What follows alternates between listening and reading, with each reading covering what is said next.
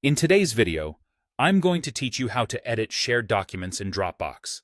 Whether you're collaborating on a project or just working on a shared document, knowing how to edit these files efficiently is essential. First and foremost, it's important to highlight that before you dive into editing, you need the right permissions. If someone has shared a folder or a file with you, make sure they have set your access level to "Can Edit." Without the necessary permissions, you might be limited to just viewing or downloading the document, which won't allow you to make any changes directly in Dropbox.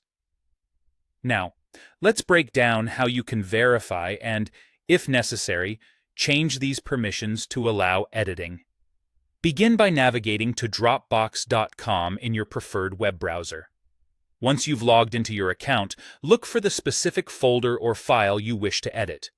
As you hover your mouse over the item, you'll see some options appear. Here, you'll want to click on the Share button. This step is a gateway to managing the permissions associated with that particular document or folder. After clicking Share, a window will open up, presenting you with various sharing options. If the original owner has only provided a link with view permissions, you'll need their cooperation to change these settings. This can be crucial if your goal is to collaborate effectively. Now, from the sharing settings, you will see an option labeled Manage Access.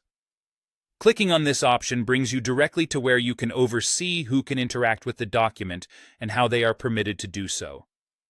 At this stage, you should be able to see a list of people who have access to the document, along with their current permission settings. To modify someone's permissions, click on the drop-down menu beside their name and select Can Edit. Make sure this is done for your account, as having edit access is what makes collaboration dynamic and productive.